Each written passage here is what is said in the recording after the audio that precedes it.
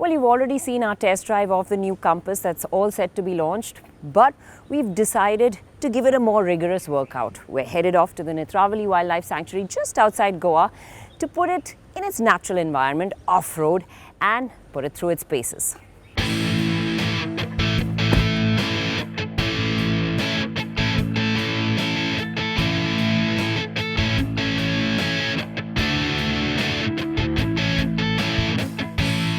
Now, I know some of you have seen the whole review and felt it was a little overkill, but I have to agree with Shapur.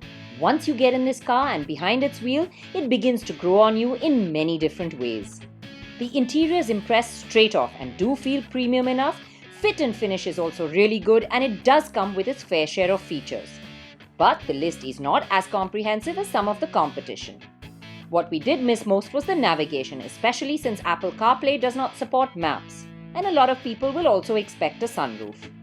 Though global cars have it, it is missing in India, and engineers tell us that if the requests are enough, they can offer a variant with a sunroof almost immediately. We headed to the outskirts of Goa, and the more I drove, the more I enjoyed the Compass. The diesel engine runs smoothly and packs in enough punch to make you smile. The gearbox needs a bit of a heavy hand, especially shifting to second, but it's not to the point of being a bother. It's just heavier than others. Now, we've been driving an hour and a half or so out of Goa, and first we went through the narrow lanes of Goa, weaving through traffic, then we were out on the highway, and now we're on this nice, twisty, windy section of road that leads up to the Netravati Wildlife Sanctuary. So it's given me a good experience of what the Compass is like in quite a few conditions, and I have to say it's made a good companion so far. It's impressed me actually. You can amble around easily and weave through traffic. There were times when I was in third gear at 1000 RPM and all I had to do was put my foot down and it would get a move on easily. And then cruising out on the highway, it just breathes so easily, gets up to speed quickly, cruises comfortably, and it feels so stable and planted. The steering gives you a good sense of security, and the ride quality is actually quite shattering. You can come up on potholes, deep ruts, and it just dismisses them with aplomb. You really don't feel much going on underneath the tires. And because it had this nice soft pliancy to the ride, I was wondering what it would be around corners. But this has impressed me even here. Quick changes of direction, body roll is so well contained, you can carry a fair amount of speed around the corners. The steering feels good, there's a nice heft to it, and you can really have fun. So far, the Compass was ticking off all the right boxes and had made the 2-hour journey pretty effortless. The word Jeep, however, makes you imagine rugged terrain. And the thing to know is if you're looking to buy one for that reason, is that at launch, the 4x4 option will only be offered on the diesel variant. The petrol manual will get it next, and the petrol auto last.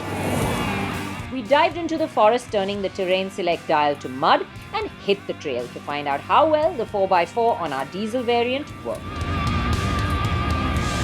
And of course, the rains allowed us a whole load more of fun. We threw everything at it. Logs, rocks, steep inclines, declines, slush, muck, and it handled it all beautifully. But why am I speaking? Let the visuals speak for themselves.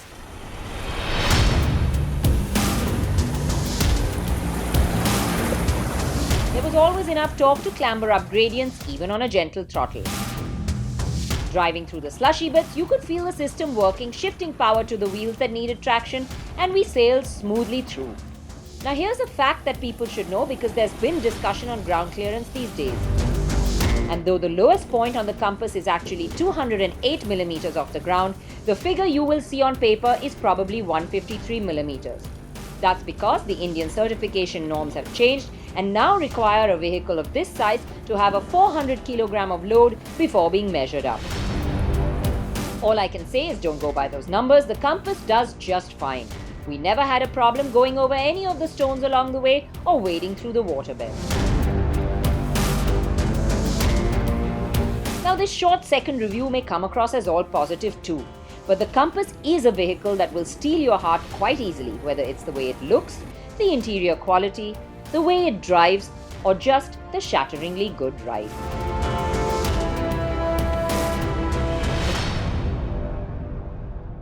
Now, after having spent a day with the Jeep Compass and putting it through its paces on road and off road, I have to say I'm impressed. And I could give you a long list of reasons why, but I think the best way to put it is that this is a car I'd like to buy myself.